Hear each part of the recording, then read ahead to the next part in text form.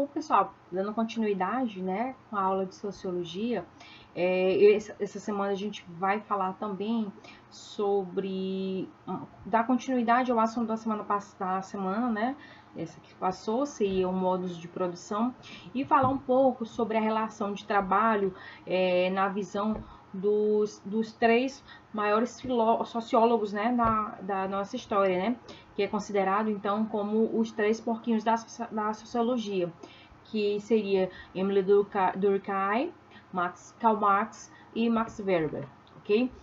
Hoje a gente vai falar sobre as teorias de Max Weber. Ele está na página 425. Mas antes disso, a gente vai fazer uma comparação, né, do que a visão de trabalho, tanto para Durkheim, Karl Marx, como Weber, ok? Então, assim, nesse sentido, a gente vai começar falando um pouquinho, relembrando quem foi Emile Durkheim, né? Emile Durkheim, ele tinha uma ideia, uma ideologia de que a divisão social do trabalho, né, faria com que os trabalhadores se sentissem mais importantes, né, com essa divisão de tarefas, né? Um exemplo que eu sempre falo nas aulas seria a indústria têxtil, né? Uma fábrica de calças jeans. Nessas grandes fábricas, todos os trabalhadores eles têm uma função distinta, né? Há uma equipe que vai fazer o corte, outra vai fazer o acabamento, vai pregar bainha, vai fazer a costura, pregar zíper, botão, e fora outra a questão da lavagem. Então, assim, para Durkheim, ele acreditava que essa divisão do trabalho faria com que o trabalhador se sentisse muito mais importante no momento, né, da produção desses produtos. E a gente vê que quando a gente analisa a emergente sociedade moderna, ela se desenvolve a partir de movimentos migratórios, né? O que seriam esses movimentos migratórios? Essas pessoas que saem do campo, vêm para a cidade e acabam trabalhando nessas grandes indústrias e fábricas, né? Essas pessoas, quando elas vêm da roça, né, elas não têm muita estrutura escolar, não tem uma formação, né? A gente vê que nesse período, século XIX, poucas pessoas tinham a dádiva, né, de poder estudar, de ir para a escola, né? Então, essas pessoas na busca de melhores condições de vida, né, migravam, vinham para a cidade e trabalhar.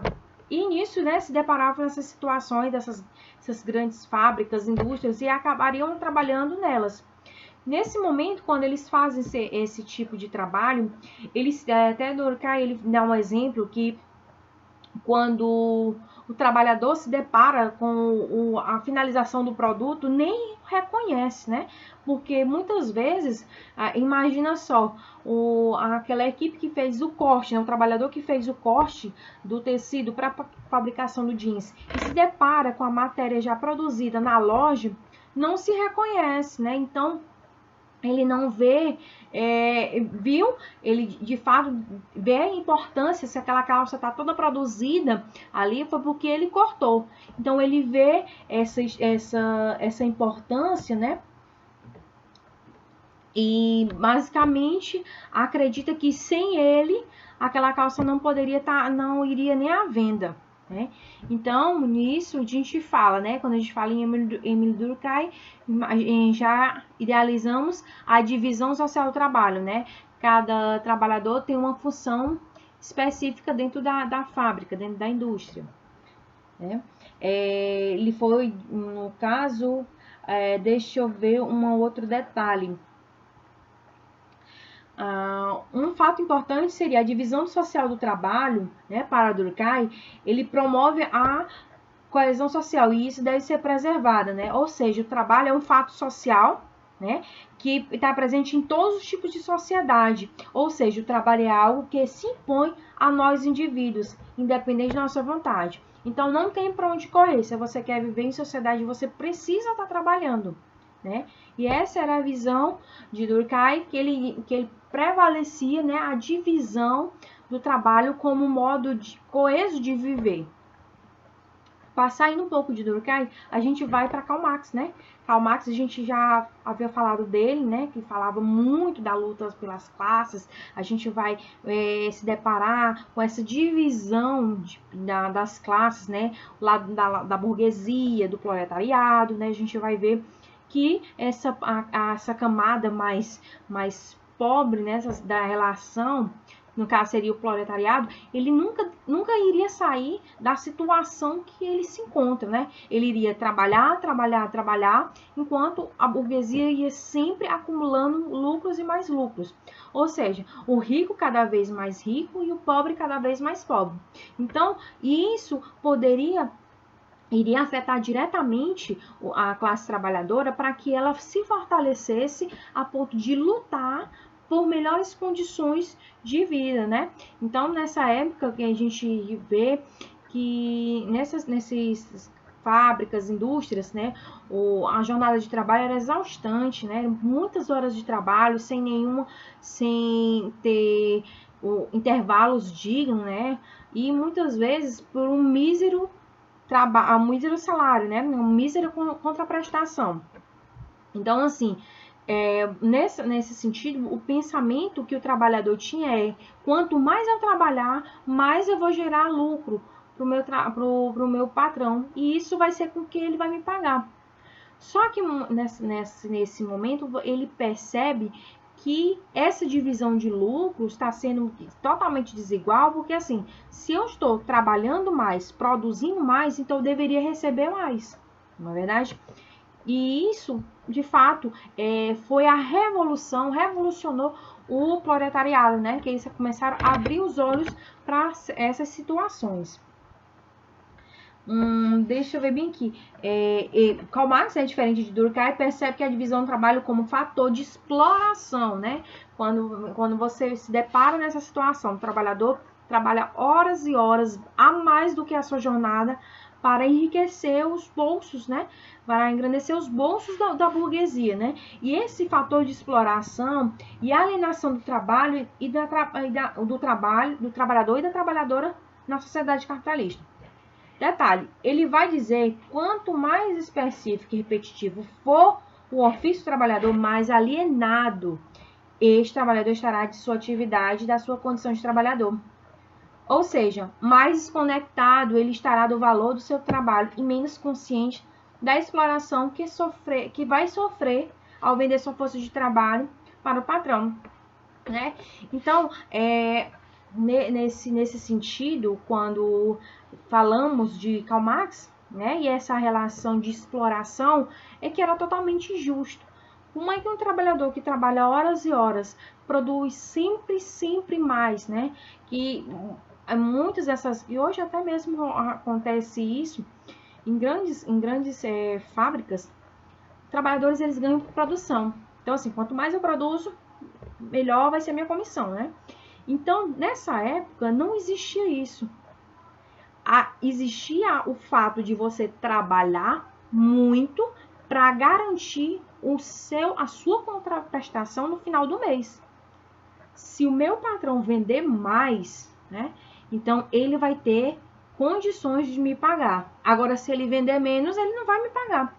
Então, isso fazia com que o trabalhador ficasse completamente transtornado, alienado, né, no seu ofício e não tivesse olhos para ver nenhuma outra situação, né? Tivesse completamente fechado para o que estava acontecendo ao seu redor, sendo escravizado, né, propriamente dito. Passando, né, vamos ver aqui. E no exercício, né, dessa semana, a gente vai ver que tem uma questão sobre a mais-valia, né? Acho que a primeira questão do exercício. No resumo que eu coloquei na plataforma do Maria José, está bem explicadinho e tem algum conceito, algum outro da atividade que está no livro, certo? Essa atividade da página 428. Tem algumas questões discursivas, né? Então, seria interessante dar uma analisada, ver como é que tá esse resumo, tá? Até mesmo para uma forma de tá bem mais explicado. Eu tô olhando ele aqui para fazer algumas pontuações sobre o assunto, tá? Com relação à questão da mais-valia, né, dividida em absoluta e relativa, né, a mais-valia nada mais, nada menos que é a disparidade, né, a diferença, a grande diferença entre o salário pago do trabalhador e o valor que ele produziu, né, o que foi o exemplo que eu lhe disse, que eu disse para vocês, quanto há uma completamente distância entre o que ele ganha, né, o que o trabalhador ganhava na época, pelo trabalho que ele produzia. Então, assim, o mais justo seria que esse trabalho extra fosse totalmente remunerado. Ora, se o empregador ele tá ganhando mais porque eu produzia mais do que antes eu produzia, né, dentro do meu horário fixo, então eu deveria receber bem mais. Então, essa seria, em suma, o conceito da mais-valia. Eu coloquei no resumo um exemplozinho para simplificar para vocês. Depois vocês dão uma lidazinha lá para fazer para terminar, né, de concluir o assunto do livro, mas nunca deixar de ler o texto que está proposto no livro, ok? Porque esse texto ele vai trazer informações que não vai dar tempo a gente falar no vídeo, certo? Então, tá. Passando agora para o propriamente Weber, né? Ele traz o trabalho como atividade fundamental, né? Ele tem essa ideologia de que o trabalho vai dignificar o homem e vai lhe dar um espaço na sociedade. Ele vai ser melhor visto, né? Visto com bons olhos perante a sociedade. E um detalhe interessante, né? Que Weber, ele vai, além de sociólogo, ele vai falar de outros mais assuntos, como a racionalidade, a economia, a administração, né, religião, e também vai falar sobre a teoria, uma das teorias que ele mais defendia, né, que seria a ação social. O que seria essa ação social?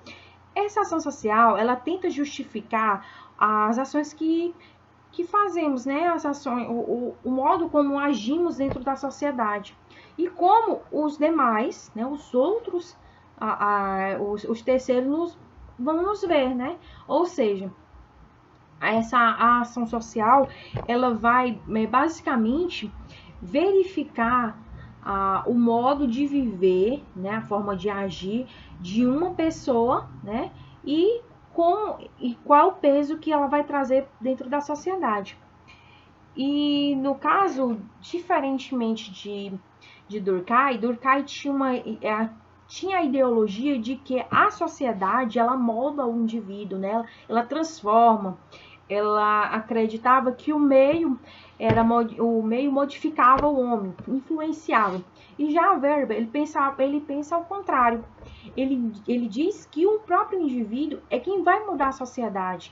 É ele que vai influenciar a sociedade. Que através do indivíduo, a sociedade vai evoluir, né? Então, nesse sentido, nesse aspecto, cada sociedade se forma a partir de condições históricas específicas, né? Então, essas condições históricas vai analisar o contexto, né? A história de cada sociedade, de como ela se transformou, de como eram seus costumes, né? E na sociedade capitalista, né, o trabalho acabou por se tornar uma atividade fundamental. Ora, na sociedade capitalista, eu estou trabalhando em função do capital. A burguesia investe em maquinário pesado para quê? Para obter lucro, puro capital. Então, assim, esse idealismo, né, de vislumbrar o capitalismo como atividade fundamental é o que movimentava a sociedade.